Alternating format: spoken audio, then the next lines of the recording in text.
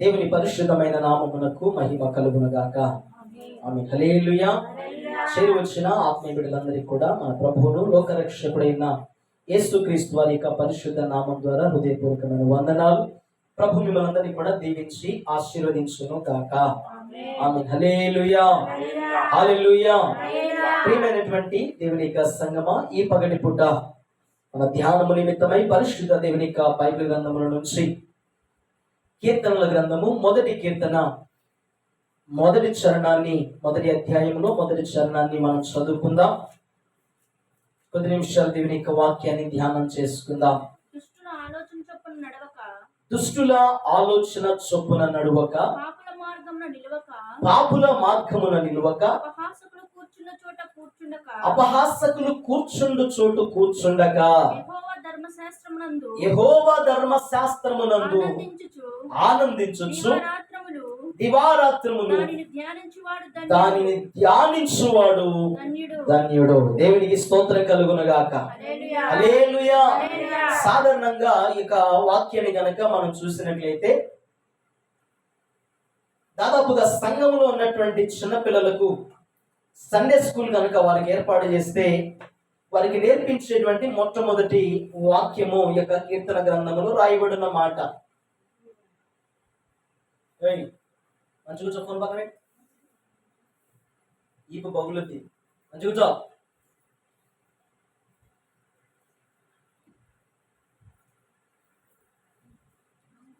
Sunday స్కూల్లో ఉన్నటువంటి పిల్లలందరికీ కూడా ఈ మొదటి అధ్యాయంలో ఉన్నటువంటి 6 వాక్యాలు కూడా కంఠస్థ వాక్యంగా పిల్లలకు నేర్పిస్తారు. అయితే అంత మాత్రమే కాదు, కానీ ప్రభు ఈ పూట మనతో మాట్లాడాలనుకుంటున్నటువంటి మాట ఏంటంటే, ఆయన నడిపింపులో ప్రజలు నడిపించబడాలని ఆయన ఆశపడుతున్నాడు. హల్లెలూయా. ఆమేన్ చెప్పడం, హల్లెలూయా అంటాము, చేతుల నుండి ఎత్తడము, ప్రభు నామాన్ని గణపరచడానికి మనం ఎంతో కొంత మన శక్తిని మనము ప్రభు కొరకు వాడాలి. హల్లెలూయా. ఏం చేయాలి? మన శక్తిని ప్రభు కొరకు వాడాలి. ప్రార్థన చేయం కానీ ఆశీర్వాదం కావాలి. హల్లెలూయా చెప్పం కానీ చేతులు నొప్పులు రాకూడదు. ఆమేన్ అని చెప్పలేము కానీ మన జీవితంలో ఏ కీడు రాకుండా దేవుడు కాపాడాలి. అంటే మనం ఎంత స్వార్థపరులం అంటే దేవుని దగ్గర నుంచి అన్ని తీసుకున్నాం కానీ దేవునికి ఒక్కరు కూడా చెయ్యం. ప్రపంచంలో మనం చూస్తే చాలా భయంకరమైన మాట్లాడలేనటువంటి వాటిని కూడా మాట్లాడేటట్లుగా ఊహించుకొని ఆరాధించే వాళ్ళు ఉన్నారు ప్రపంచంలో. కానీ మన దేవుడు ఎవరై అంటే సజీవమై మాట్లాడగలిగిన దేవుడు ఆయన. హల్లెలూయా. మన దేవుడు సజీవుడై ఉన్న దేవుడు, మాట్లాడే దేవుడు. ప్రతి సమస్యలో ఒక చక్కని పరిష్కారాన్ని మనకు అనుగ్రహించగలిగిన దేవుణ్ణి మనం ఆరాధిస్తున్నప్పుడు మన ఆరాధన దేవుడికి మహిమకరంగా ఉండాలి. ఆమేన్. హల్లెలూయా. నువ్వు చెప్పేది నువ్వు చెప్పుకో, ఏమని చేసేది చేస్తాం అంటారు.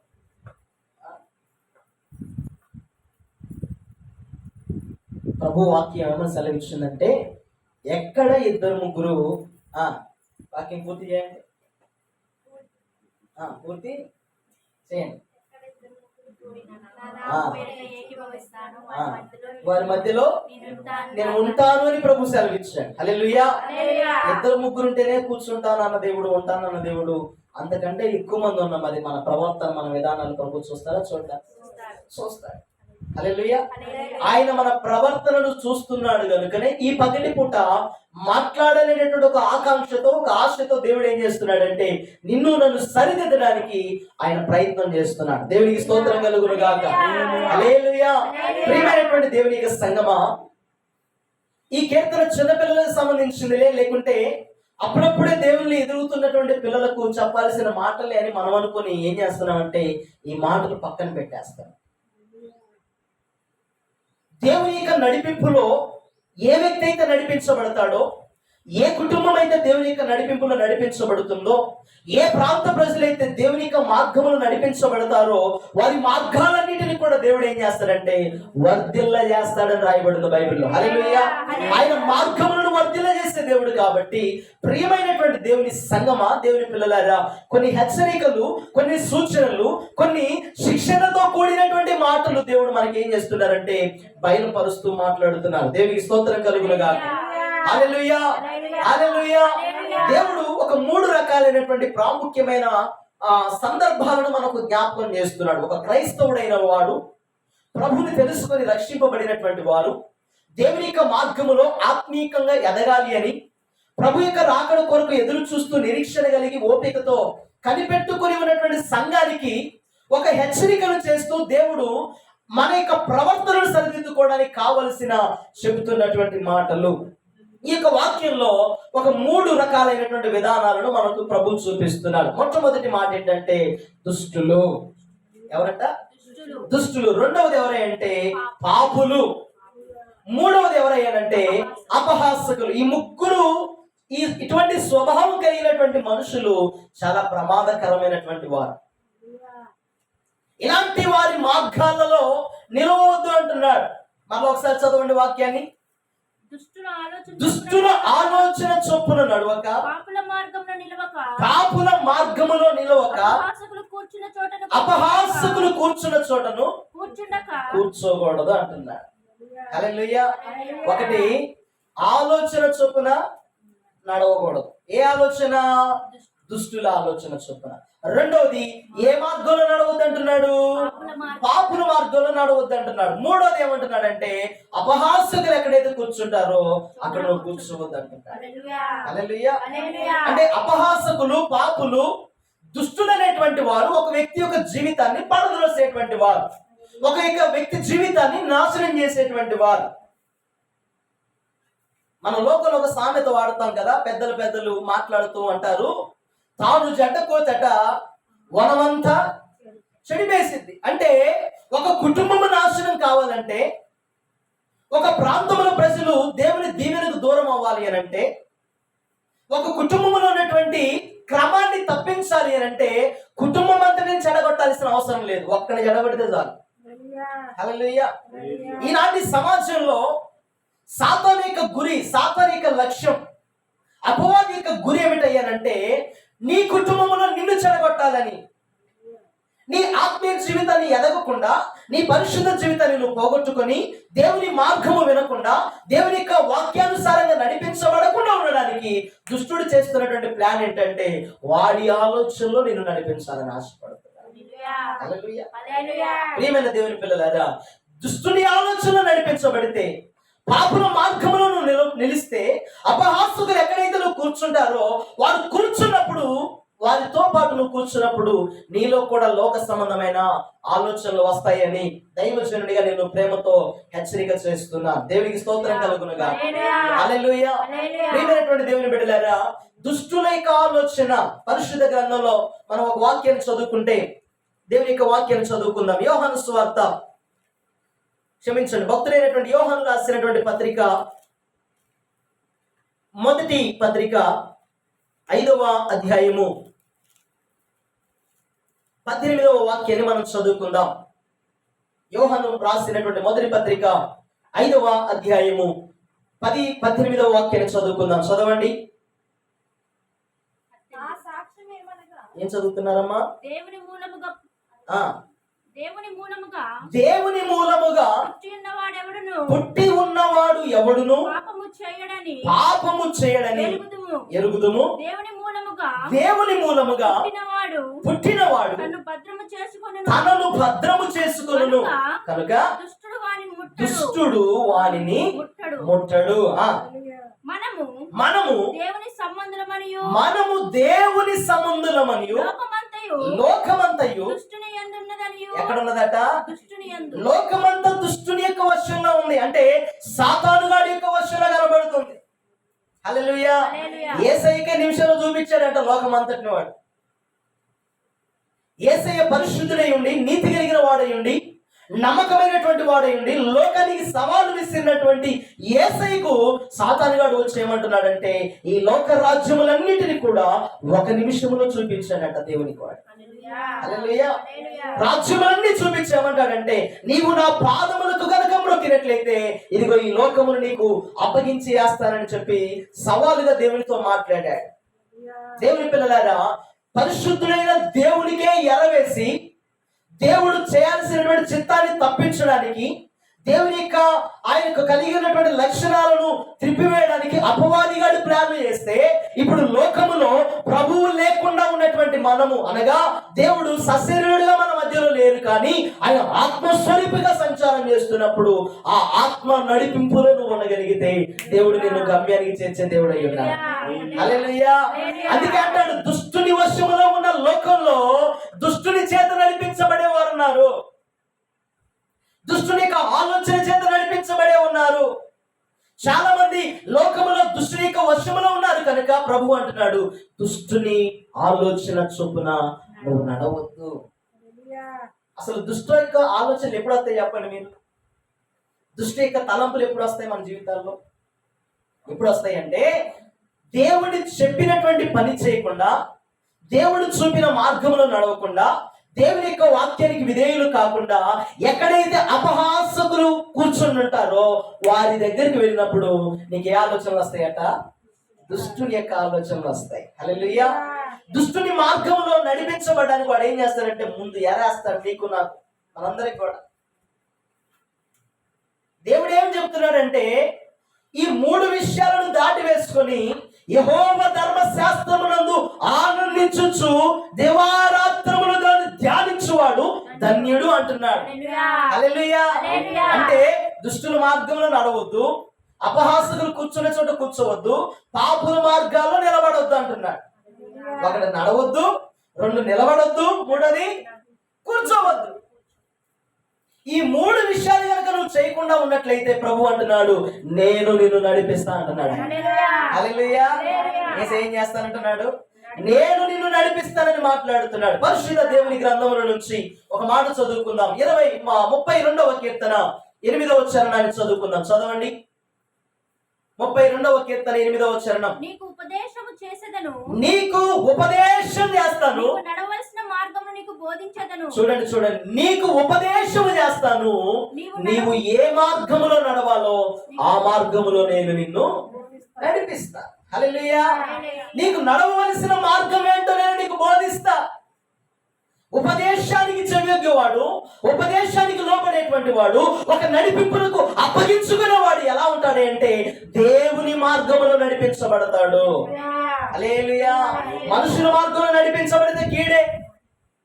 మనుషులు చెప్పినట్లుగా నువ్వు ప్రవర్తిస్తే నీ వ్యక్తిగత జీవితానికి నువ్వు నష్టం చేసుకుంటావు. మనుషులు చెప్పినట్లుగా నీ కుటుంబాన్ని నీవే నాశనం చేసుకుంటావు. కానీ దేవుడు చెప్పినట్లుగా చేస్తే పాడైపోయిన నీ కుటుంబాన్ని నువ్వు బాగు చేసుకోగలుగుతావు. హల్లెలూయా. చెదిరిపోయిన నీ కుటుంబాన్ని నువ్వు తిరిగి కట్టుకోగలుగుతావు. లోకానుసారంగా నడిపించబడుతున్న మార్గంలో ఉన్న నీ కుటుంబాన్ని దేవుని యొక్క మార్గములో సరైన రీతిలో నువ్వు నడిపించుకోగలుగుతావు. దేవునికి మహిమ కలుగునుగాక. హల్లెలూయా. ప్రియ దేవుని సంగమా, ప్రభు అంటున్నాడు, నేను నీకు ఉపదేశం చేస్తా, నేను నిన్ను నడిపిస్తా, నీవు వెళ్ళాల్సిన మార్గం ఏంటో నేను నీకు తెలియజేస్తా. పాత నిబంధన గ్రంథంలో మన పితరులైనటువంటి ఇశ్రాయేలీయులందరినీ కూడా దేవుడు ఆత్మస్వరూపిగా ఉండి ఒక మేఘముగా ఉండి నడిపించాడు ఆయన. హల్లెలూయా. నిర్గమకాండం 40వ అధ్యాయం 6వ వాక్యం ఒకసారి చదువుదాం. చదవండి. నిర్గమకాండం 40వ అధ్యాయం 6వ వాక్యం.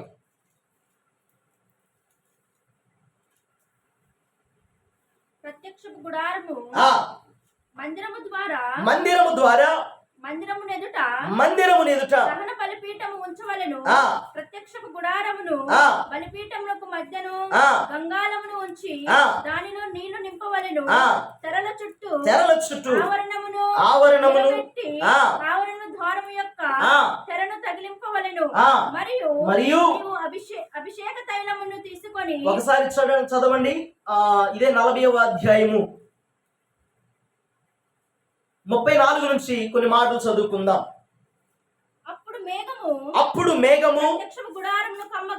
అప్పుడు మేఘము ప్రత్యక్షపు గుడారమును కమ్మగా యెహోవా తేజస్సు మందిరమును నింపెను. ఆ మేఘము మందిరము మీద నిలుచున్న చేత మందిరము యెహోవా తేజస్సుతో నిండెను గనుక మోషే గుడారములోనికి వెళ్ళలేకుండెను. మేఘము మందిరము మీద నుండి పైకి వెళ్ళినప్పుడెల్లను ఇశ్రాయేలీయులు ప్రయాణమైపోయిరి. ఇదే వారి ప్రయాణ పద్ధతి. ఆ మేఘము పైకి వెళ్ళని ఎడల అది వెళ్ళు దినము వరకు ప్రయాణము చేయకుండిరి. వారు ప్రయాణము చేయకుండా ఉండేది. హల్లెలూయా. అంటే ఇప్పుడు ఇశ్రాయేలు ప్రజలందరూ కూడా ఏ నడిపింపులో నడిపించబడుతున్నారంటే దేవుని యొక్క ఆ తండ్రి అయినటువంటి దేవుని యొక్క నడిపింపులో నడిపించబడుతున్నారు.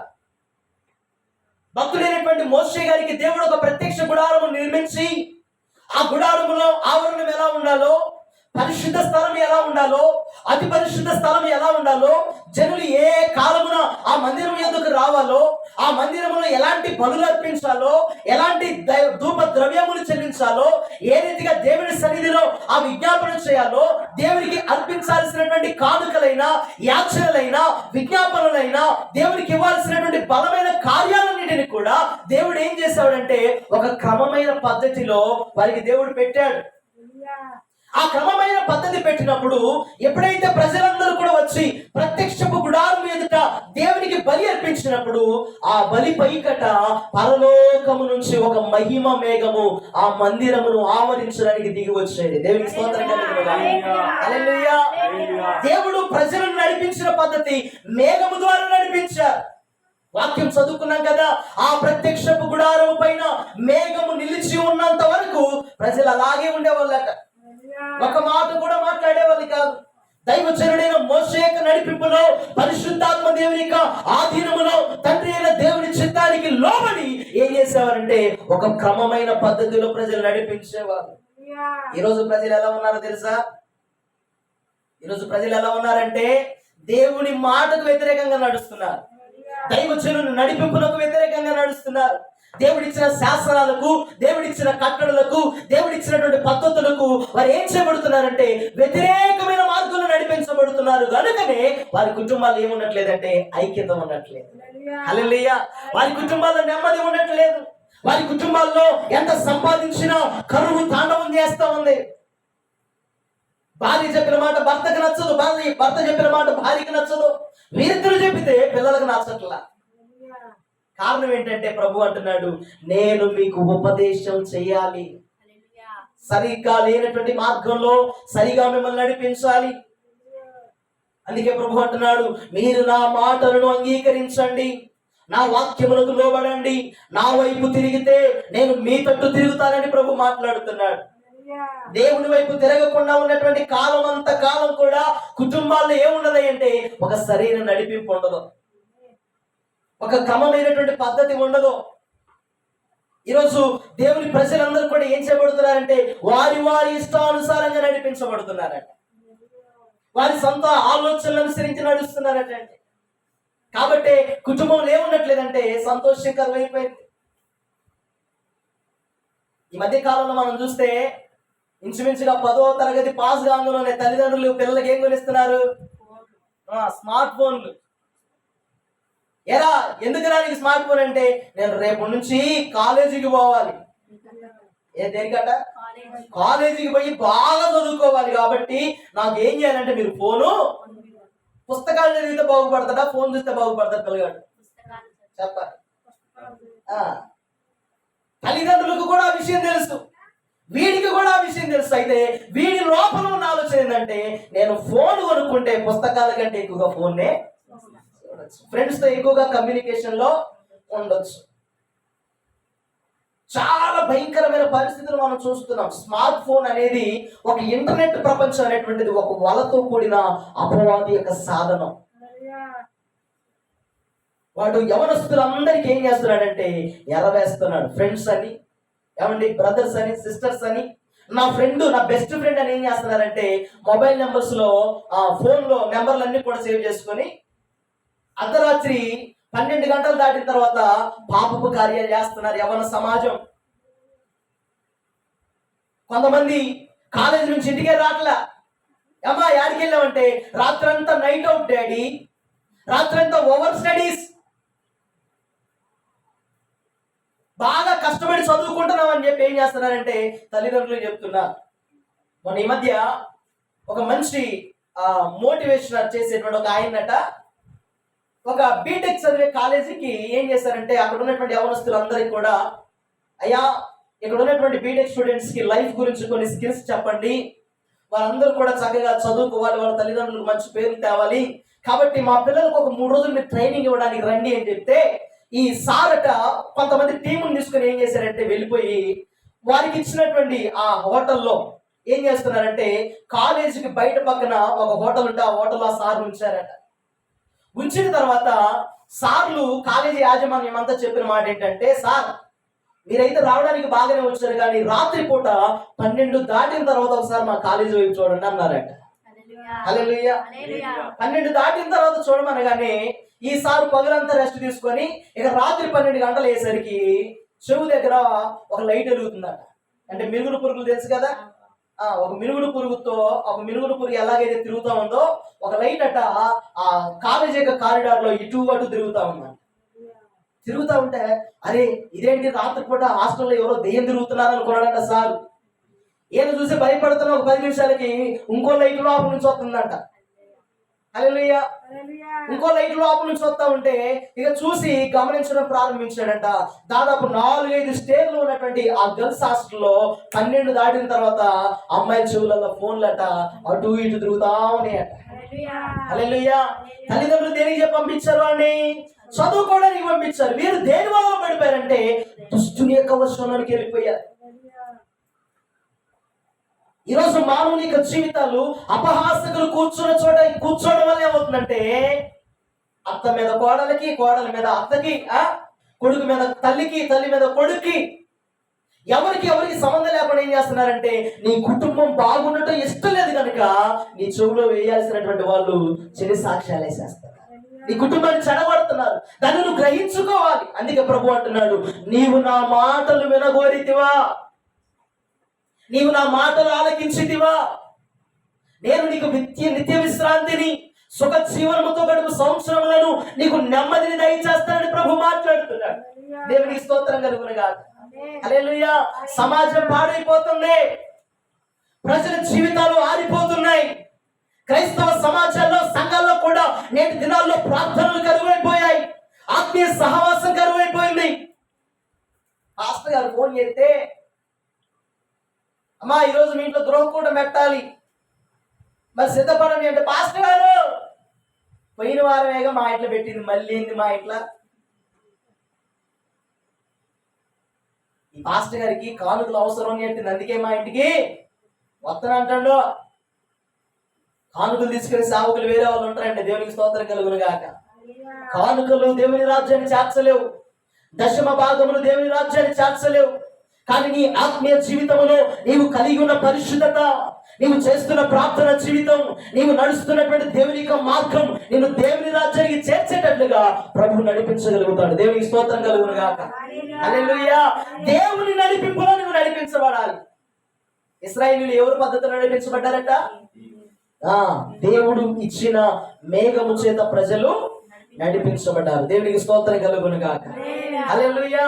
ఇక రెండవదిగా మనం చూస్తే పరిశుద్ధ దేవుని యొక్క గ్రంథముల నుంచి లూకా సువార్త 2వ అధ్యాయం. లూకా సువార్త 2వ అధ్యాయం.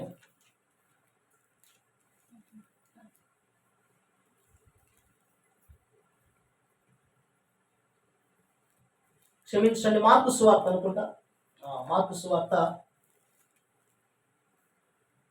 2 మత్తయి సువార్త 2వ అధ్యాయము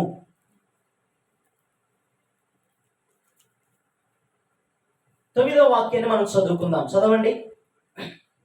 వారు రాజు మాట విని బయలుదేరిపోవచ్చుండగా ఇదిగో తూర్పు దేశమున వారు చూచిన నక్షత్రము శిశువు ఉండిన చోటు మీదికి వచ్చి నిలుచు వరకు వారికి ముందుగా నడిచెను. దేవునికి స్తోత్రం కలుగును గాక. ఇశ్రాయేలు ప్రజలు పాత నిబంధన గ్రంథంలో పరిశుద్ధుడైనటువంటి దేవుని యొక్క మేఘము చేత నడిపించబడితే, క్రొత్త నిబంధన గ్రంథంలో జ్ఞానులు దేని చేత నడిపించబడ్డారట? నక్షత్రం. హల్లెలూయా. ఈ నక్షత్రము పరిశుద్ధ గ్రంథంలో మనం చూస్తే బైబిల్ గ్రంథంలో దేవుడు ప్రకటన గ్రంథం 2వ అధ్యాయములో 1వ వాక్యములో ఒక మంచి మాట రాస్తాడు. ఏమని రాస్తాడంటే, ఎఫెసులో ఉన్న సంఘపు దూతకు ఇలాగు రాయుము అని రాస్తున్నాడు. హల్లెలూయా. 1వ అధ్యాయం ఆఖరి వచనంలో కనుక మనం చూసినట్లయితే, ప్రకటన గ్రంథం 1వ అధ్యాయం ఆఖరి వాక్యాలు చదవండి. వీటి వెంట కలగబో వాటిని అనగా నా కుడి చేతిలో నువ్వు చూచిన ఏడు నక్షత్రములను గూర్చిన మర్మమును ఆ ఏడు సువర్ణ దీపస్తంభముల సంగతియు రాయుము. ఆ ఏడు నక్షత్రములు ఏడు సంఘములకు దూతలు. చాలండి. కూర్చో. దేవునికి స్తోత్రం కలుగును గాక. హల్లెలూయా. మొట్టమొదటిది ఇశ్రాయేలు నడిచినటువంటి పద్ధతి ఏ పద్ధతి అయ్యానంటే, దేవుని సంగమా, దేవుని ప్రజలారా ఆలోచన చేయండి, జాగ్రత్తగా దేవుని మాటలు వినండి. ఇశ్రాయేలు ప్రజలు నడిచినటువంటి పద్ధతి పరిశుద్ధ మేఘము చేత నడిపించబడ్డారు. ఇక రెండవదిగా ప్రభు మాట్లాడుతున్నటువంటి మాట ఏంటంటే, దైవజనుల ద్వారా నీ కుటుంబం నడిపించబడాలి. హల్లెలూయా. ఆ ఏడు సంఘపు దూతలు అనగా ఏడు నక్షత్రములు ఎవరికి సాదృశ్యం అంటే, దేవుని సేవకునికి సాదృశ్యం. ఒకటి పరిశుద్ధ మేఘం నడిపింపులో నడిపించబడాలి, రెండవది దైవజనుడి చేత నడిపించబడాలి నీ కుటుంబం. హల్లెలూయా. ఈరోజు కుటుంబాల్లో ఐక్యత లేదు. ఎవరి ఇష్టానుసారం వాళ్ళే, ఎవరి పద్ధతి వాళ్ళే, ఎవరి ఆచారాలు వాళ్ళే, ఎవరి కార్యాలు వాళ్ళే చూసుకుంటున్నారు, కానీ ఒక నడిపింపులో లేరు. వారు ఆ నక్షత్రము వచ్చి ఆ శిశువు నిలిచిన చోటుకి వచ్చే వరకు ఆ నక్షత్రము వారికి ముందుగా నడిచెను. అంటే ఇప్పుడు జ్ఞానులు దేన్ని వెంబడిస్తున్నారు? నక్షత్రమును వెంబడిస్తున్నారు. దేవునికి స్తోత్రం కలుగును గాక. నక్షత్రము యేసయ్యకు సాదృశ్యం. నక్షత్రం ఒక దైవజనుడికి సాదృశ్యం. దేవుని సంగమా, నీ కుటుంబము నీవు ఆధ్యాత్మికంగా బలపరచబడి ఒక పరిశుద్ధమైనటువంటి విధానములో నీవు ఆధ్యాత్మికంగా బలపరచబడాలి అంటే నీ వ్యక్తిగత జీవితానికి నడిపింపు అవసరం. అందుకే అన్నాడు, దుష్టుల ఆలోచన చొప్పున నడవద్దు. సామెతల గ్రంథం 1వ అధ్యాయం 13వ వాక్యం ఒకసారి చదవండి త్వరగా.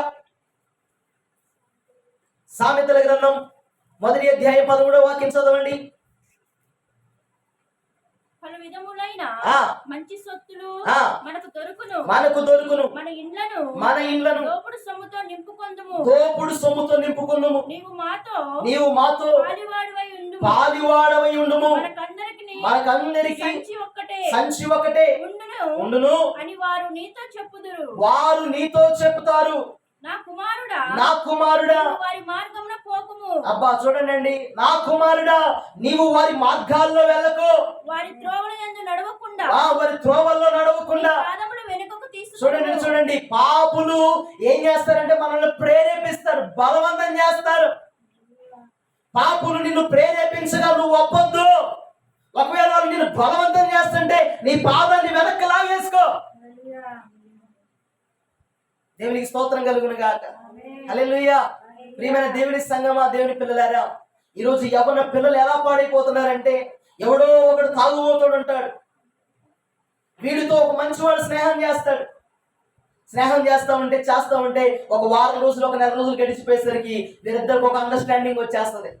వచ్చి అంటాడు, అరే నాకు సిగరెట్ తాగాలనిపిస్తుందిరా, ఇక్కడ దాకా వెళ్ళొద్దారా అని చెప్పి ఏం చేస్తారంటే సిగరెట్ కొనుక్కోవడానికి పోతారు. ఇద్దరు పోయాక వాళ్ళ ఫ్రెండ్తో అంటాడు, రే చూసావరా సిగరెట్ చాలా బాగుంది, ఒకసారి నువ్వు కూడా టేస్ట్ చెయ్యి అంటే వాళ్ళు అంటారు, రే రే నన్ను చాలా కొట్టమాకరా, మా అమ్మకి మా నాన్నకి తెలుస్తున్నాడు దంతారా, నాయన ఇదిగో నాకు అలాంటి చెడ్డ అలవాట్లు నేర్పిద్దురా అంటే, రే ఇలా ఉన్న మీ అమ్మ నాన్న ఉన్నారా చూడడానికి? నేను చెప్పను కదా, ఎందుకంటే నేను కూడా నీలాంటి వాడినే. నువ్వు పాడైపోతున్న సంతోషం, నువ్వు పాడైతున్న సంగతి మీ అమ్మలో నేను చెప్పను, కాబట్టి ఒక్కసారి టేస్ట్ చూడరా అంటాడు. వీడేం చేస్తాడు, ఒకసారి 2 సార్లు బతిమిలాడించుకుని 3వసారి ఖచ్చితంగా టేస్ట్. ఈరోజు సిగరెట్ అయింది, రేపు మందు అవుతుంది, రేపు మందు అయింది, రేపు వ్యభిచారం అవుతుంది, రేపు వ్యభిచారం అయితే ఎల్లుండి దొంగతనం అవుతుంది. జీవితాలు పాడైపోతున్నాయి. దేవుని సంగమా, దేవుని పిల్లలారా, పాపులు నిన్ను ప్రేరేపిస్తారు. మనందరికి ఒకటే సంచి ఉంటుందిరా, మనందరం కలిసి దొంగతనానికి వెళదాం, మనందరి సంచి ఒకటే ఉంటది కాబట్టి మన ఇళ్ళని ఏం చేద్దామంటే దోచుకున్న సొమ్ముతో నింపుకున్నాం అని చెప్పి వారు ఏం చేస్తారంటే కవ్వింపు మాటలు చెప్తారు, మనకి పడేసే మాటలు. మీకు ఒక మాట చెప్తానంటారా? పరిశుద్ధ దేవుని గ్రంథంలో ఆదిలోనే జరిగినటువంటి ఒక సంఘటన. దేవుడైనటువంటి తండ్రి ఏమన్నాడంటే, మీరు ఈ పండు దినమున నిశ్చయముగా చస్తారు. కానీ అపవాది ఏం చెప్పాడు? మీ ఫలము తింటే దేవదూతలలాగా మారిపోతారు. హల్లెలూయా. అంటే ఏ మాట నచ్చింది ఇప్పుడు? పండు తింటే దేవదూతలాగా మారిపోతాం అనే మాట నచ్చింది. ప్రియ దేవుని సంగమా, దేవుని పిల్లలారా, ఒక నడిపింపులో నువ్వు నడిపించబడినప్పుడు నీ స్థితిగతులను దేవుడు సరిచేయగలుగుతాడు. నీ పరిశుద్ధతను ప్రభు కాపాడగలుగుతాడు. నీ యథార్థమైన జీవితాన్ని దేవుడు కట్టగలుగుతాడు. నీకు ఏది కొదువుగా ఉన్నదో ఆ కొదువులు తీర్చగలిగిన సమర్థుడు మన చేత ఆరాధించబడుతున్న నిత్యుడైనటువంటి యేసుక్రీస్తు హల్లెలూయా. ఆయన నిన్ను నడిపిస్తాడు. కొత్త నిబంధన గ్రంథంలో యేసయ్య రాకముందు, శరీరధారిగా ఈ లోకములో ఆయన ఉద్భవించక ముందు, పేతురు, సీమోను, యోహాను అనబడినటువంటి శిష్యులందరూ కూడా చేపలు పట్టేటువంటి వారే. భయంకరమైనటువంటి రోజు దైనందిన చర్యలో దేవుడు వారి జీవితాల్లో లేడు. కానీ యేసయ్య వచ్చాక ప్రభు అంటున్నాడు, నేను మిమ్ములను మనుషులను పట్టు జాగ్రత్తగా చేస్తాను. హల్లెలూయా. గడిచిన వారంలో మనం నేర్చుకున్నాం, రాత్రంతా చేపలు పట్టాడంట పేతురు, కానీ ఒక చేప కూడా పడలే. కానీ పేతురుని దేవుడు ఏమన్నాడు తెలుసా? నీ తోనెను లోతునకు నడిపించు. ఎవరి మాట చొప్పున? యేసయ్య మాట చొప్పున. హల్లెలూయా. పేతురు అంటాడు, అయ్యా రాత్రంతా ప్రయాసపడితివి కానీ మాకు ఏమీ దొరకలేదు, అయినను నీ మాట చొప్పున మేము వలలు వేస్తాం. హల్లెలూయా. మనుషుల ఆలోచన చొప్పున నడిస్తే, మనుషుల తలంపుల ప్రకారం నడిస్తే, దుష్టుడి యొక్క నడిపింపులో నువ్వు నడిపించబడితే నీ కుటుంబం నష్టపోతుంది, వ్యక్తిగతంగా నువ్వు నష్టపోతావు, చివరికి ప్రాణాపాయం కూడా నీ కొరకు పొంచి ఉంటది. కానీ దేవుని నడిపింపులో నువ్వు నడిపించబడితే, దేవుని యొక్క వాక్యానికి నువ్వు విధేయుడిగా మార్చబడితే, ప్రభు అంటున్నాడు, మునుపటి కంటే అధికమైన మేలులు నేను మీకు కలుగజేస్తాను. హల్లెలూయా. యేసయ్య మాట చాలా ఘనమైనదండి, శక్తి కలిగిన మాట ఆయనదే. ఆయన మాట విని ఆయన నడిపింపులో మనము నడిపించబడుదుము గాక. దేవునికి స్తోత్రం కలుగును గాక. హల్లెలూయా. మొట్టమొదటిగా ఎవరి నడిపింపులో నడిపించబడ్డారు ఇశ్రాయేలు ప్రజలంటే? మేఘము యొక్క నడిపింపులో నడిపించబడ్డారు. రెండవదిగా జ్ఞానులు ఏ నడిపింపులో నడిపించబడ్డారంటే నక్షత్రం యొక్క నడిపింపులో నడిపించబడ్డారు. పేతురు ఎవరి నడిపింపులో నడిపించబడ్డాడు? యేసయ్య నడిపింపులో నడిపించబడ్డాడు. దేవునికి మహిమ కలుగును గాక. దేవుని మాట ప్రకారం నడిస్తే నీ పాదములు జారిపోవండి. దేవుని యొక్క వాక్య ప్రకారంగా నడిపించబడితే పాపానికి నీ జీవితంలో తావు ఉండదు. యేసయ్య వాక్య ప్రకారంగా నీ జీవితాన్ని నువ్వు కట్టుకోగలిగితే శాపము నీ పైన ఏలుబడి చేయదు. అందుకే భక్తుడు ఒక పాట రాశాడు. ఏం పాట రాశాడు? నడిపిస్తాడు నా దేవుడు, శ్రమలోనైనా నన్ను విడువడు. నడిపిస్తాడు నా దేవుడు, శ్రమలోనైనా నన్ను విడువడు.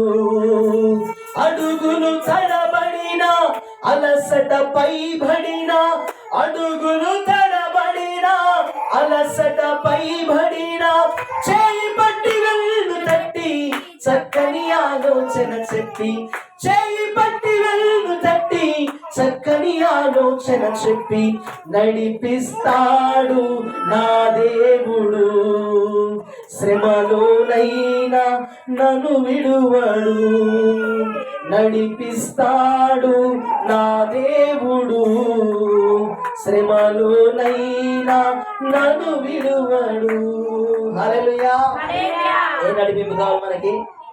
యేసయ్య నడిపింపు కావాలి. హల్లెలూయా. దేవుడైన మేఘం యొక్క నడిపింపు కావాలి. జ్ఞానులు నడిచిన నక్షత్రం యొక్క నడిపింపు కావాలి.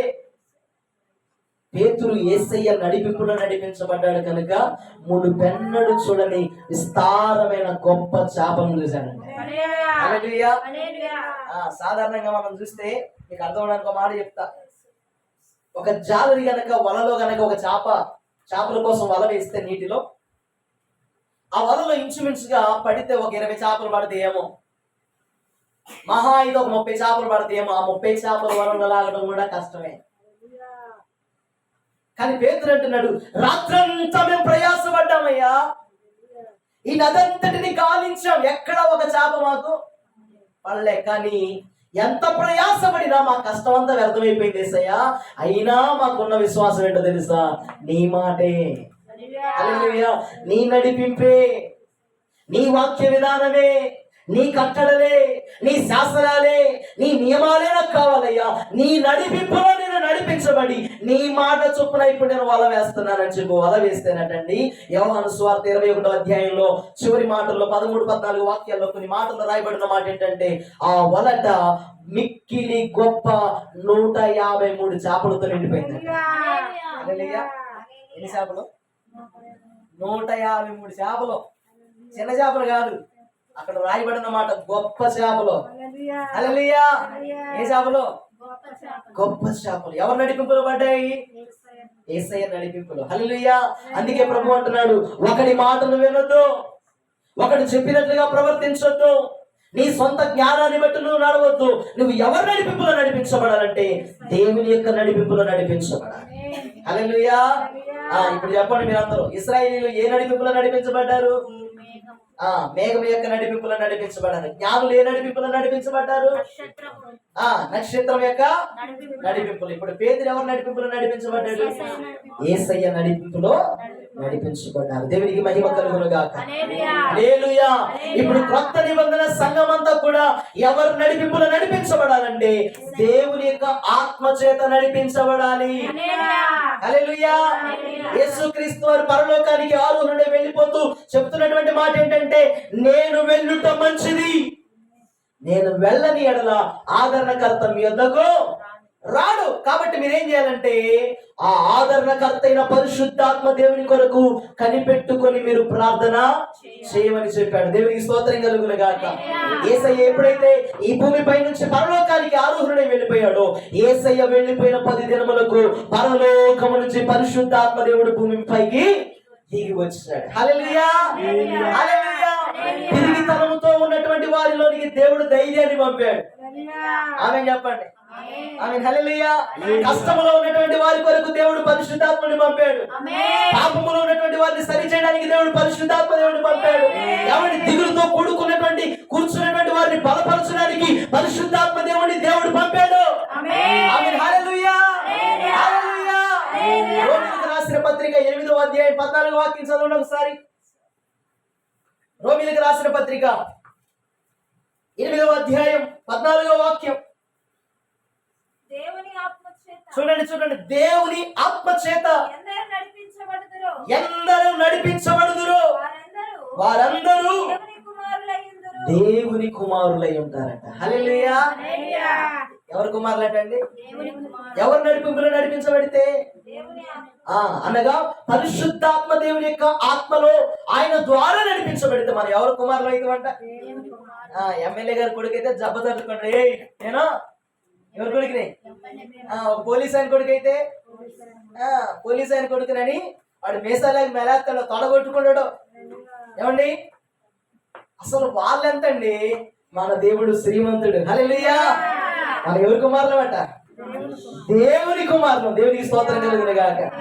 ఏమండి, చిన్న చిన్న వాళ్ళ కొడుకులు అయితేనే మీసాలు దెబ్బలు తెరుస్తుంటే మనం ఏం కొట్టుకోవాలి చెప్పండి? ప్రభు అంటున్నాడు, దేవుని ఆత్మ చేతను నడిపించబడాలి. హల్లెలూయా. ఎందరైతే దేవుని యొక్క ఆత్మ చేత నడిపించబడతారు వారందరూ దేవుని కుమారులై ఉంటారట. హల్లెలూయా. హల్లెలూయా. ఏలియా చేతులతో ఏలియా యొక్క నడిపింపులు ఎవరు నడిపించబడ్డారు చెప్పండి? ఎలీషా నడిపించబడ్డాడు. దేవునికి స్తోత్రం కలుగును గాక. హల్లెలూయా. ఏమండి, జ్ఞానులేమో నక్షత్రం చేత నడిపించబడ్డారు, ఇశ్రాయేలు ప్రజలేమో మేఘము చేత నడిపించబడ్డారు, పేతులేమో యేసయ్య చేత నడిపించబడ్డాడు. క్రొత్త నిబంధన సంఘం పరిశుద్ధాత్మ దేవుని చేత నడిపించబడ్డాడు. హల్లెలూయా. మోషే చేతిలో ఎవరు నడిపించబడ్డారంటే యెహోషువ నడిపించబడ్డాడు. ప్రియమైన దేవుని సంగమా, దేవుని సంఘములో ఉన్న నీవు, దేవుని ఒక వాక్యం వింటున్నటువంటి నీవు, దేవుని మందిరానికి వస్తున్నటువంటి నీకు కొన్ని నడిపింపులు ఉండాలి.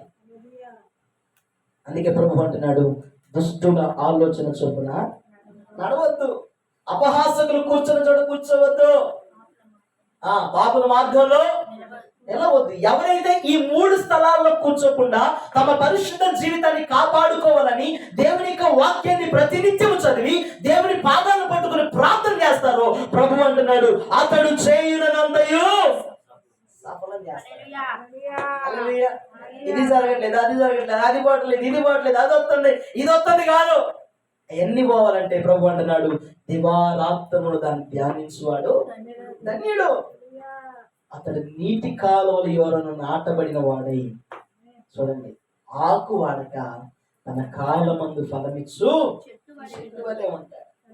అతడు చేయనదంతయు సఫలము. దేవునికి స్తోత్రం కలుగును గాక. హల్లెలూయా. ఎందుకు మన జీవితాల్లో దేవుని ఆశీర్వాదం దూరం అయిపోతుంది? ఎందుకు మన జీవితాల్లో శ్రమలకు మనము దగ్గరైపోతున్నాం? ఎందుకు మన జీవితాల్లో బలహీనతలు మన పైన ఏలుబడి చేస్తున్నాయంటే ఈ 3 ఉండడం వలనే. ఒకటి, దుష్టుల ఆలోచనలో నడవడం, 2 పాపుల మార్గంలో నిలబడడం, 3వది అపహాసకులు కూర్చున్న చోట కూర్చోవడం. ఇవి పక్కన పెట్టేయాలి. నువ్వు ఎవరు నడిపింపులో నడిపించబడాలంటే పరిశుద్ధుడైన దేవుని యొక్క నడిపింపులో నడిపించబడాలి, సేవకుని నడిపింపులో నడిపించబడాలి, దేవుని యొక్క వాక్యము విధానంలో నడిపించబడాలి. ఇక 4వదిగా పరిశుద్ధాత్మ దేవుని యొక్క అభిషేకముతో నడిపించబడాలి. హల్లెలూయా. ఏమండి, మీకు ఒక మాట చెప్తా వినండి. యేసుక్రీస్తు వారు పరలోకానికి ఎప్పుడైతే ఆరోహణుడే వెళ్ళిపోయినటువంటి తర్వాత ఈ 12 మంది శిష్యులందరూ కూడా ఎక్కడికి వెళ్ళారంటే మేడగదిలోనికి వెళ్ళి బిక్కు అనుకుంటే ఏం చేస్తున్నారంటే దాగుకొని భయపడిపోతున్నారు. కానీ పరిశుద్ధాత్మ దేవునికి అభిషేకం ఎప్పుడైతే నింపబడ్డారో పేతురు నడుస్తూ ఉంటే రోగులు స్వస్థపరచబడ్డారు. హల్లెలూయా. అభిషేకము చేత పరిశుద్ధాత్మ దేవుని చేత నింపబడినటువంటి పౌలు గారి నడికట్టు తాకిన వాళ్ళు స్వస్థపరచబడ్డారు. ఏమండి, దెయ్యాలు సాక్షి ఇచ్చేయండి సేవకుల గురించి, దేవుని నడిపింపులు నడిపించబడిన వారి గురించి, పరిశుద్ధాత్మ చేత నింపబడిన వారి గురించి. పౌలు సేవ నడుచుకుంటూ వెళ్ళిపోతుంటే దారి పక్కన కూర్చున్నటువంటి ఒక దురాత్మ పట్టినటువంటి ఒక స్త్రీ చెబుతుందట, ఇదిగో వీరు సర్వోన్నతుడైన దేవుని యొక్క దాసులు. హల్లెలూయా. నిన్ను గురించి ఎప్పుడన్నా చెప్పారా సాక్ష్యం? అమ్మాయి చర్చికి పోయారమ్మా, అయ్యా ఆయన చర్చికి పోయాడని చెప్పారు ఎప్పుడన్నా? మనమేమో ఊరికి పోయేటప్పుడు బైబిల్ ఏడ పెడతాం తెలుసా? పెద్ద కవర్లో పెట్టి కనబడకుండా రాసి పెడతాం. నిన్న సాయంత్రం మేము బస్సులో వస్తుంటే ఒక 12 సంవత్సరాల పాప, ఆ పాప ఏం చేసిందంటే ఇంత నైకులు కొనుక్కొచ్చుకుంటాం, నెత్తి మీద పెట్టుకొని వచ్చింది. ఏం పెట్టుకుని గుండు పల్లి ఉన్న ఆ పిల్లది గలగల మాట్లాడిందండి. 10 రూపాయలు పెట్టి హాఫ్ టికెట్ తీసుకొని 100 రూపాయలు వసూలు చేసుకొని మేము బస్సులో నుంచి. అర్థమవుతుందా? మాట్లాడని వాడు, చూడని వాడు, పలకని వాడు, నడవని వాడు, వాసన చూడని వాడు, ఏ పనికి కూడా పనికి రానటువంటి వాడేమో నెత్తినెక్కి కూర్చుంటే మాట్లాడగలిగిన దేవుడు కవర్లో దాచుకుంటున్నాడు.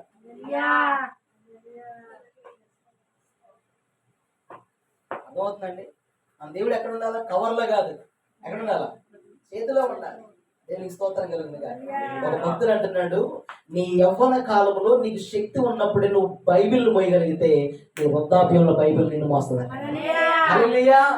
బైబిల్ మోయడం కష్టం ఈ రోజుల్లో మనకి. బైబిల్ లేకపోతే ఏమండి, ప్రభు అంటాడు, నీ దగ్గర కత్తి లేకపోతే నీ వస్త్రం ఇచ్చి కొనుక్కోమన్నాడు. కత్తి అంటే ఏంటో తెలుసా? దేవుని యొక్క వాక్యమే.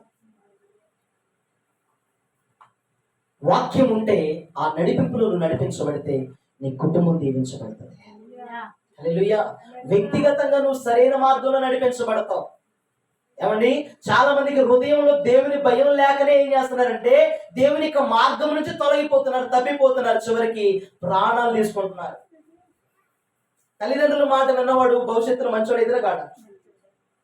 ప్రేమికుల మాట విన్నవాడు ఉరేసుకుందాం. టీచర్ల మాట విన్నవాడు మంచి ప్రయోజకుడు ఎదురు కాడ. కానీ తాగుబోతుల మాట విన్నవాడు తాగుబోతులే. అర్థమవుతుందా? అంటే నీ నడిపింపు ఎలా ఉందో నీకు నువ్వే పరిశీలన చేసుకోవాలి. ఏ రకమైన నడిపింపులో నువ్వు నడిపించబడుతున్నావో అర్థం చేసుకోవాలి. నీవు నడిచే మార్గం నీకు తిన్నగా కనబడవచ్చు, సరైనదిగా కనబడవచ్చు. భక్తుడు అంటున్నాడు, ఒకని దృష్టికి సరైనదిగా కనబడు మార్గము తొదకు వాడిని మరణానికి దారి చేస్తుంది. నీ మార్గం కూడా నీకు పనిచేయదండి. నీ స్నేహితుని మాట, నీ కుటుంబ సభ్యుల మాట, నీ బంధువుల మాట కాదు. నువ్వు ఎవరి మాట వినాలి? దేవుని మాట వినాలి. హల్లెలూయా. యేసయ్య నడిపింపులో నడిపించబడిన వాడికే ఆయన అంటున్నాడు, నీవు నా కుమారుడవై ఉంటావు అంటున్నాడు. హల్లెలూయా. ఒకసారి ఇంకో మాట చదువుకుందాం. చదవండి. ఇదే రోమీయులకు రాసిన పత్రిక 8వ అధ్యాయములో, రోమీయులకు రాసినటువంటి పత్రిక 8వ అధ్యాయము 31వ వాక్యం నుంచి కొన్ని మాటలు చదువుదాం. చదవండి. ఇట్లుండగా ఏమందం? దేవుడు మన పక్షమున ఉండగా అసలు మనకు విరోధి ఎవడు?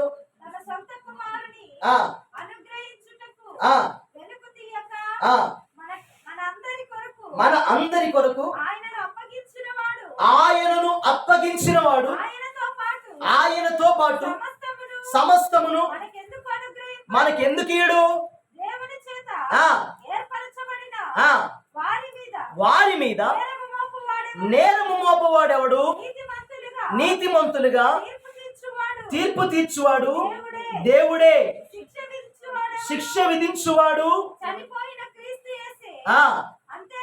అంతేకాదు మృతులలో నుండి లేచిన వాడును ఉన్నవాడును చేయువాడును ఆయనే. దేవునికి స్తోత్రం కలుగును గాక. ఎందుకు ప్రభు ఈ రకమైన మాటలు మాట్లాడుతున్నాడంటే, దేవుడు మన పక్షమున ఉండాలి అని అంటే మనం ఎవరి నడిపింపులో ఉండాలట? యేసయ్య నడిపింపులో ఉండాలి. మన శరీర సంబంధమైన నడిపింపులో ఉండకూడదు. లోక సంబంధమైన స్నేహితుల నడిపింపులో ఉండకూడదు. ఏమండి, మనల్ని కొంతమందిని ఏమి నడిపిస్తుంది అంటే బంగారం నడిపిస్తుంది, కొంతమందిని డబ్బు నడిపిస్తుంది, కొంతమందిని తెలివి నడిపిస్తుంది, కొంతమందిని జ్ఞానం నడిపిస్తుంది. ఇవన్నీ కూడా ఏం చేస్తాయి అంటే నష్టాన్ని కలుగు చేస్తాయి. కానీ యేసయ్య ఒకడే నష్టపోయిన నిన్ను కట్టగలుగుతాడు. హల్లెలూయా. యేసయ్య దోవ తప్పిపోయినటువంటి నిన్ను మళ్ళా శరీర మార్గంలో ఆయన నడిపించగలుగుతాడు. అందుకే అంటున్నాడు కదా, దేవుడే తీర్పు తీర్చువాడు, దేవుడే శిక్ష విధించేవాడు, దేవుడే నీ యొక్క క్రియలకు ప్రతిఫలం ఇచ్చేవాడు. కనుక నీ నడిపింపు ఎవరి నడిపింపులో ఉండాలంటే దేవుని నడిపింపులో ఉంటే సరిపోతది. హల్లెలూయా. చాలా మంది చెప్తారు, అయ్యగారు మా అబ్బాయికి కావాలంటే ఫోన్ కొనిపించాయి గారు, మా అబ్బాయికి కావాలంటే బండి కొనిపించాయి గారు, మా అబ్బాయికి కావాలంటే మంచి మంచి బట్టలు కొనిపించాయి గారు, కానీ మా అబ్బాయి నా మాట ఎట్లా. మన ఈ మధ్య ఈ కాలనీలో జరిగిన సంఘటన చెప్తాను. 2 సంవత్సరాలు అవుతున్నారు. ఏదో సెల్ ఫోన్ గేమ్ లో ఒక బెట్టింగ్ పెట్టాడంట ఒక యవనస్తుడు. ఆ టెన్షన్ లో తాగడానికి డబ్బులు లేక వాళ్ళ అమ్మని అడిగాడంట. వాళ్ళ అమ్మని అడిగితే వాళ్ళ అమ్మ అందట, నాకు ఆ డబ్బులు లేవా. అప్పుడే కొత్తగా టీవీ తెచ్చుకొని ఆ టీవీకి ఈఎంఐ కోసం ఏం చేశారంటే డబ్బులు కొన్ని ఇంట్లో దాచిపెట్టారు. వాళ్ళ అమ్మ ఎక్కడ పెట్టిందో వాడికి తెలుసు డబ్బులు. వాడు ఏం చేశాడంటే ఆ డబ్బులు తీసుకొని పోయి బాగా తాగేశాడు. ఇంట్లో ఉన్న టీవీ బాగా పెట్టేశాడు. దూర ప్రాంతం పోయి మళ్ళీ ఇంటికి వస్తే మా అమ్మ ఏమైనా చేస్తుంది అని చెప్పి ఏం చేశాను, సూసైడ్ చేసుకుని తెచ్చుకోవాలి. ఇక్కడ అబ్బాయి, ఈ కాలనీ అబ్బాయి కొత్త బండి కొనిపించింది వాళ్ళమ్మ, పాపం కష్టపడి. కారణం ఏంటంటే వాళ్ళమ్మ దేవుని నడిపింపులో ఉన్నాను అని భ్రమపడింది. భ్రమపడినటువంటి వాడి కుమారుడు కూడా ఏం చేయబడ్డాడంటే భ్రమపరచడం. హల్లెలూయా. తీరని నష్టం వాటి నా కుటుంబంలో. ఒకరోజు ఆ కుమారుడు చనిపోవడానికంటే ఒక వారం రోజుల ముందు ఆ ఇంటికి వెళ్ళాం. ఇంటికి వెళ్ళి వాళ్ళ ఇంట్లో కాలు పెట్టడానికి వెళ్ళగానే ఆమె ఏం చేసిందంటే, మా ఇంట్లోకి రావద్దయ్య గారు. చూడండి, మా ఇంట్లోకి రావద్దయ్య గారు. ఏమ్మా అంటే, మా ఇంట్లో మా అమ్మాయి డెలివరీ అయ్యి ఉందంటే. దేవుడు అవకాశం ఇచ్చాడు సరైన నడిపింపును నడిపించడానికి, కుటుంబాన్ని కాపాడుకోవడానికి. ఒక దైవజనురాన్ని తన ఇంటికి నడిపిస్తే త్రోసి వేసిందా. వారమే తిరిగిందండి. వారమే కష్టం. వారం తిరిగేసరికి ఏమైందంటే ఇంట్లో శ్రమం వేసి అన్ని మధ్య 2 సంవత్సరాలు అయితే పిల్లగాడు చనిపోయాడు. చాలా భయంకరమైన పరిస్థితి. అదే ఆ రోజు సేవకుని నువ్వు ఇంట్లోనికి చేర్చుకొని ఉంటే ఏ మాట నీ కుటుంబాన్ని కట్టేదో, ఏ నడిపింపులోనికి నువ్వు వచ్చేదానివో. ఇప్పుడు తీరనటువంటి శోకం కదా. దేవుని సంగమా, దేవుని పిల్లలాగా, నీ నడిపింపు దేవునిలో కట్టబడితే నీ పిల్లల భవిష్యత్తు కూడా దేవునికి మహిమకరంగా కట్టబడుతుంది. హల్లెలూయా. నువ్వు బాగుపడితే నీ కుటుంబం అంతా బాగుపడి. నీకు ఎవరు నడిపింపు కావాలంటే దేవుని నడిపింపు కావాలి. దేవునికి స్తోత్రం కలుగునుగా. హల్లెలూయా. కాబట్టి ప్రియమైనటువంటి దేవుని యొక్క జనాంగమా, ప్రియమైనటువంటి దేవుని సంగమా, ప్రభు నీతో నాతో మాట్లాడుతున్నటువంటి మాట ఏంటంటే, నువ్వు యేసయ్య నడిపింపులో ఉంటే ఆయన నేను నడిపించే దేవుడై ఉన్నాడు. హల్లెలూయా. చివరికి ఒక మాట చదువుకొని దేవుని యొక్క మాటలు మనం ముగించుకుందాం. యెషయా గ్రంథము 55వ అధ్యాయము 8వ వాక్యాన్ని చదువుకుందాం. యెషయా గ్రంథం 55వ అధ్యాయము 8వ వాక్యాన్ని చదువుకుందాం. చదవండి.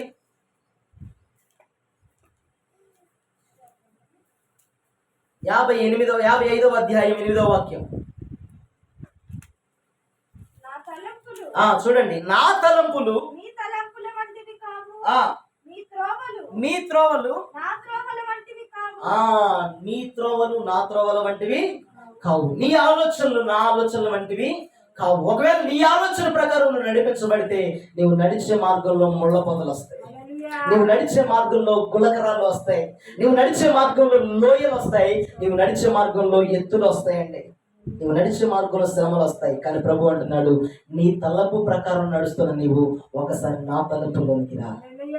నీ మార్గంలో నడుస్తున్నటువంటి నీవు ఆ మార్గాన్ని విడిచిపెట్టి నా మార్గంలోనికి దూరా. యేసయ్య తన శిష్యులను ఏర్పాటు చేసుకునేటప్పుడు శిష్యులందరూ కూడా తన తండ్రి దగ్గర ఏం చేస్తున్నారంటే వలలు కడుగుకుంటూ చేపల వలలు పట్టుకుని ఏం చేస్తున్నారంటే ఒడ్డును నిల్చుంటే యేసయ్య ఏమన్నాడు తెలుసా?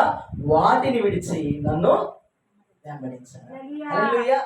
లోక సంబంధమైన వాటిని విడిచిపెడితే ఆత్మ సంబంధమైన వరముల చేత మనము దీవించబడతాము. హల్లెలూయా. అర్థమవుతుందండి? ఒకవేళ పేతురు, యోహాను, యాకోబులు అనేటువంటి వారు లోక సంబంధమైనటువంటి వాటిని అనుసరిస్తుంటే, చేపల వృత్తిని కలిగి ఉన్నటువంటి వారు యేసయ్య మాట వినకుండా వెంబడించకుండా ఉన్నట్టయితే ఈ రోజు పరలోకంలో వారికి సింహాసనం వచ్చేది కాదు. ఈ రోజు ప్రపంచంలో వారి పేర్లు జీవగ్రంథంలో రాయబడి ఉండేవి కావు. ఎవరి మాట విని వచ్చారట? యేసయ్య మాట విని వచ్చారు. కొంతకాలానికి వెళ్ళేసరికి దేవుని పిల్లలారా, యేసయ్య ఎప్పుడైతే చనిపోయాడో, ఎప్పుడైతే సమాధి చేయబడ్డాడో, శరీరీతి ఆయన ఎప్పుడైతే మృతి పొందాడో, మరలా పేతురట తన వలను తీసుకొని వెంబడించడం ప్రారంభించాడు. యేసయ్య మర్చిపోయాడుగా. ఈరోజు ప్రజల జీవితాలు ఎలా ఉన్నాయంటే, కలిసి వస్తేనే దేవుడు కావాలి, కలిసి రాబోదు అసలు ప్రార్థనే వద్దు. వచ్చింది మా దగ్గర ఒక అక్క, 8 సంవత్సరాలు అవుతున్నాయి గారు పెళ్ళి, పిల్లలు లేరు, చర్చికి వస్తే పిల్లలు పడతారా? నేను అన్నా, అమ్మా నువ్వు చేసిన పాపాలు ఏమైనా ఉంటే, చేసిన దోషాలు ఏదైనా ఉంటే యేసయ్య పాదాల దగ్గరకు వచ్చి క్షమించమని అడిగమ్మా, ఆయన నిన్ను కరుణిస్తే దేవుడు నీకు ఖచ్చితంగా పిల్లలే ఇస్తాడని చెప్తే వచ్చిందండి. పాపం చాలా రోజులు కష్టపడి వచ్చి ఇక్కడ రక్షణ పొందాల్సిన వేరే కాడ రక్షణ పొందింది. రక్షణ పొందాక సరేలే, ఎక్కడైతే రక్షణ పొందావు కదమ్మా, చక్కగా దేవుని సన్నిధిలో మంచిగా ముందుకు కొనసాగమ్మా అంటే రక్షణ అయితే పొందింది, కానీ తను నడుస్తున్న చీకటి బ్రతుకులు మాత్రం మార్చుకోలేదు.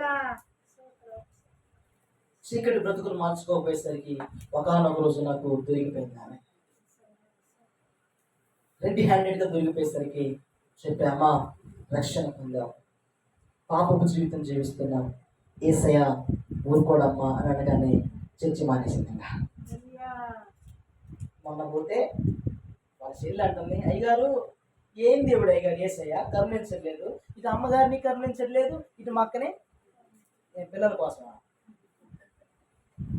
ఏం కావాలి నీకు? యేసయ్య కావాలి. హల్లెలూయా. ప్రభు అంటున్నాడు, ఈ లోకము దాని ఆశ గతించిపోతాయి, కానీ దేవుని చిత్తము జరిగించేవాడు నిరంతరము నిలుచును. హల్లెలూయా. పిల్లలు కావాలి, పిల్లలు కాగానే ఇప్పుడు ఏం కావాలి? పెద్ద కావాలి, పెద్ద కాగానే ఏం కావాలి? పెళ్ళిళ్ళు కావాలి, పెళ్ళిళ్ళు కాగానే ఏం కావాలి? ఉయ్యాల పండగ కావాలి. ఎవరు అంటే ఉయ్యాలు ఎవరు చేస్తారు? పిల్లలకే కావాలి. హల్లెలూయా. అంటే అంత ఆ ఆలోచన కలిగి ఉన్నాము. ఏం చేసిందో తెలుసా? యేసయ్యా నాకు గర్భఫలం అయ్యా, నాకు పిల్లలు లేరయ్యా, నాకు పిల్లలు ప్రభు అని చెప్పి ప్రార్థన చేసింది తప్ప, యేసయ్యా నేను పాపం చేశానయ్యా, నా పాపాలు క్షమించయ్యా, నీ కనికరం నా మీదకి రాని అయ్యా, ఇక ఎప్పుడు తప్పు చేయనయ్యా అనే మాట రాలా. ఓకే, దేవుడు ఎందుకు ఇస్తాడు? ఏమండి ఇస్తాడంటారా? దేవుడు ఇయ్యడు. ప్రభు అంటున్నాడు, ముందు మిమ్ములను మీరు కడుక్కొని అన్నాడు ఆయన. ఇందాక చదువుకున్న సామెతల గ్రంథంలో ఒక మంచి మాట చదువుకున్నాం కదా, దేవుని పిల్లలారా మనల్ని మనం శుద్ధిపరచుకోవాలి.